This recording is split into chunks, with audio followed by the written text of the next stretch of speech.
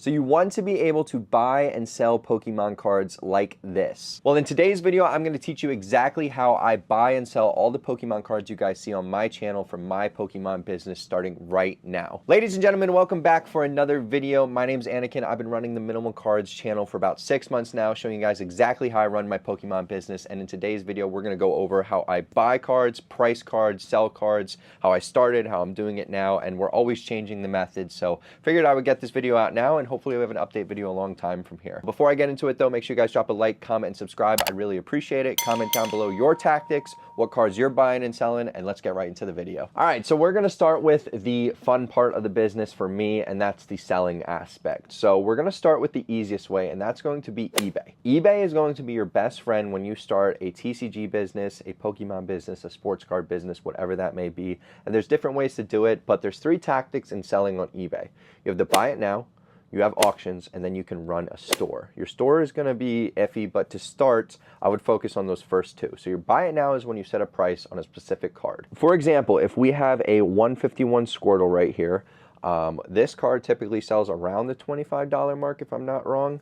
But that means we would put this card up for $24.99, $25, whatever you want. You would charge shipping or you would pay for shipping, and you can set it to receive offers. This changes on and off with what you kind of want to do for your business.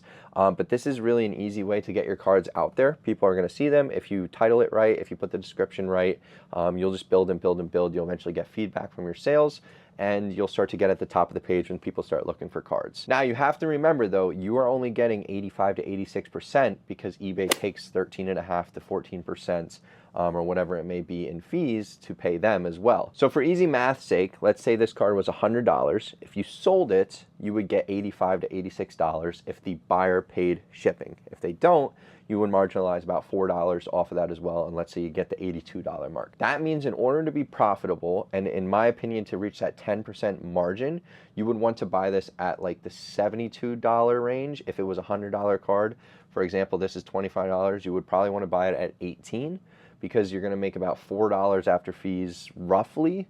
And it sounds small, but when you do it over and over and over again, it's going to be a really good way to build a solid foundation. You have a backing on eBay if you need to fall back on it, and it adds up. For the second tactic, auctions, this is the easiest way to sell on there because if you start it at $1, it's definitely going to sell. And if you start it at $1 with free shipping, it's really going to sell. It's really to liquidate cards. This is to move stuff that maybe sits around a while. I don't really know, like this End Porter card, which is a PSA 10, like something like this that I just picked up in a collection. It's kind of sat still. I'll probably liquidate that on eBay because it's a really hard card to sell in person. When you start doing this, people are just going to start bidding on your cards, and by the end of a week, which is what I like to run, the card will sell and hopefully they pay for it. They do have to pay for it after the auction is won unless you have it set up as buyer pays now, which I don't even know how to do, so I think it's always they pay afterwards. I typically run my auctions for a week, and pro tip, I would run them on Sunday night if you're in the US, or Thursday or Tuesday,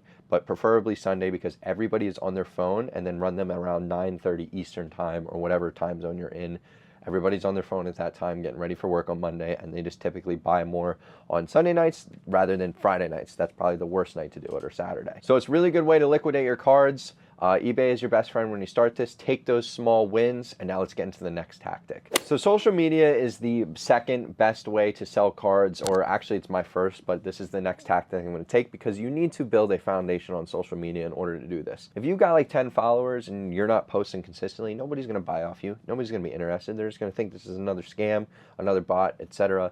But if you start posting consistently on social media, like TikTok or Facebook Marketplace, Facebook groups, you start interacting with people, maybe buy off of them a little bit, do some deals, have some good conversations, people will genuinely start to trust you, and you can show this with references on your stories, on your page, and you can even have people come in and just comment that they've done a deal with you. So TikTok and Facebook, those are great. I'm going to have a biased opinion. I'm going to say Instagram is the way to go, and I will tell you why. So for the past half year, I've really converted my business over to Instagram because I think selling on that way is easy, and there's 4 ways to do that. Number 1, you start posting your inventory on your feed. So taking pictures of a card like this, and you post it on your feed, and you just talk about the card. Put the name of the card, PSA 10, hashtag, show it off.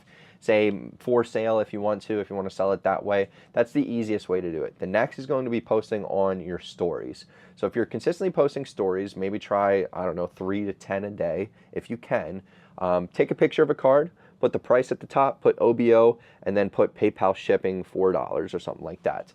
There's ways to do this on your story, and I think that's good too. The only problem with this, it only reaches your followers. It's not going to reach outside of your page. It's not breaking into the algorithm, and this is where Instagram Reels comes into play. So how I do this is I post Instagram Reels with these cards, and I post it as a claim sale, and I go through them like card by card by card by card with a price on them, just saying, hey, these cards are for sale. We take Cash App, Venmo, or PayPal, $4 shipping. If you guys are interested, DM me or message me or leave a comment. It's as easy as that. You post these 60-second reels.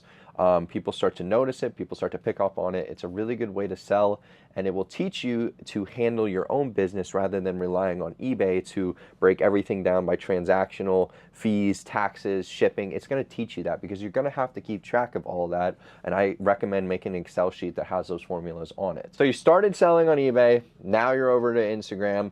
You've got a good following. You've got a good lead. What can you do next? Set up at a show. Setting up at a show is the funnest way to sell. It's the funnest way to buy. You're going to interact with people in person. It's going to be cash transactions most of the time, unless obviously they don't have cash. There's just so much to it. You can negotiate a little bit better, and you're going to have it all displayed on a table. You're going to have to get comfortable. You're going to have to be an entrepreneur behind that table. You are running your business, so own it. But I think, you know, going from eBay to Instagram to a show, that's the way to do it. Set up as a vendor. You're going to love it. It's so much fun. You have so many cool conversations. If you genuinely like this hobby, if you're into Pokemon, you're going to love it. I swear to God. Now, before we get into the buying aspect of things, I want to talk about exactly how to price cards. That's really important because you don't want to be overpaying, underpaying. You want to get the deal done as fair as possible. One of the ways to do this is by using TCG Player to price cards like this. So let's say we took the Squirtle card and we went over to TCG Player. Whatever that card is, you search it up at the top of the box, and then it's going to give you a graph underneath that card, and then there's going to be a market sale area. It's going to show you near mint sales, heavily played sales, light played, whatever it may be. This is near mint. So we would look at the near mint sales, and how I typically do it is I take the last 3 sales, I average them out. That's what the card is worth. Now, there are exceptions to this, and I'll kind of talk about that soon. But this card would be worth that much, and that's how you can price it on TCG Player. Just make sure it's always near mint, LP, HP, whatever it may be. Next is going to be my personal favorite, and that is Card Ladder. So Card Ladder is a subscription that I pay every month because I am constantly looking up cards, constantly comping cards, and what it does is it shows you exactly what cards sold and were verified sales. They were shipped out, delivered. You can go directly to the eBay listing. You can see all of it. I really like it. I really recommend it. They even have trend lines that you can follow for cards. But if we take a Sylveon VMAX right here, and this is where that exception comes into play that I'll talk about, we would look up Sylveon VMAX 212 PSA 10. Then we would click on that card, and you're going to see a sales area. You're going to click that same grade, and it's going to pop up all the sales of this card in recent history. So those sales are what you're going to want to go off of because they're verified. I really like it. Now with this card, one thing you can also do is look up the raw prices. I recommend doing this because this is where it kind of comes into play with TCG Player. A PSA 10 does a little over $300 on this card. I think a PSA 9 and a raw card, I don't think it's too far off. And I know 9s and raws typically do the same for these cards. So you're just going to want to check that, make sure that, you know, they're not selling on eBay and stuff for a lot less than TCG Player, because TCG Player typically has their market prices a little bit inflated just because of the history and the big bump in alt arts that just happened. There's reasons for it. So you always want to check variables. Double checking a card never hurts. I really recommend it. Go from TCG to Card Ladder if you want to. And I think you'll do really well. And then finally, this is another one that I like to use, and it's Alt. So Alt is more of just a graded card platform. It kind of gives you a variable on cards. So we take the Sylveon again, we look it up. Here's exactly how you price it. It's going to show you the last few sales. You can kind of see the trend line for it, make sure everything's good to go. If you really have to fall back on that, that's the one that I would recommend doing as well. So you've learned to sell the cards, you've learned to price the cards, and now you need to buy some cards. So inventory is your biggest enemy when it comes to running a TCG business. I struggle to buy cards all the time. Not that I can't buy them, I just run out of them really, really fast. So sometimes I just don't got a lot of inventory, and I've talked about this in my business update videos. So where can I buy cards the easiest? versus where can I buy cards the hardest but maybe for the best prices. So the easiest way to do it, you go to a card shop near you, you go to eBay, you go to Whatnot, or potentially TCG Player, depending on what cards you're looking for. So if you're looking to grade cards, TCG Player can be a really good spot. eBay can be a really good spot, as long as you get good pictures. Please, please, please judge those cards with your own eye. I'm not saying to go buy 100 raw cards and then, you know, try and grade them and flip them for a ton of profit. That's not how it works. You have to judge it with your own eye. Maybe message them one off, say, do you have an Instagram? Can we, you know, whatever. That's the easiest way to buy cards though. I think Whatnot might be the best for it because they run dollar auctions and pack openings and stuff. You can get into all of that and you can really find some good deals on cards because people are looking to move consistent inventory. And if you get into those auctions where they're selling, and you can snag a couple cards for $1 that might be worth $5, do it. Take advantage of it. It's awesome. I really like it. And there's also buyer protection on all those platforms, so if anything goes wrong, you guys are protected. Number 2, go to local shows. Go to shows. Please go to shows. Please go to shows. Please go to shows. All of the vlogs you see me doing business at, I'm at a show. I'm talking. I love to talk. I'm making deals. I'm wheeling. I'm shooting offers left, right, bam, bam, bam. For example, I can show a couple older cards that I have done a deal on not too long ago in Philadelphia. So all of these cards I got for $100, and I believe they're probably around $140. So just under that 80% mark. That actually might be closer to 70%. But I got a really good deal on these. And why? I sat there, I took the time, I had the conversation, we did a coin flip, bada boom, you're wheeling and dealing, negotiate. Try and buy when you can under 80%. Or at 80%. I think 80% is a really sweet offer. People are gonna say no. You have to deal with no's at local shows. But if you can make a good offer, maybe you're buying a ton of it. I mean, if you're buying 80% of $1,000 worth of cards, still $800, you know what I mean? Or if you're buying $100 worth of cards, it's $80. Just be around that ballpark. Don't go in and offer 40% or 50%. You're not gonna, nobody's gonna sell it to you. I won't even sell it to you. But if you're willing to take stuff like this, and maybe they got it from a yard sale, maybe they got it from their old collection growing up. You don't know.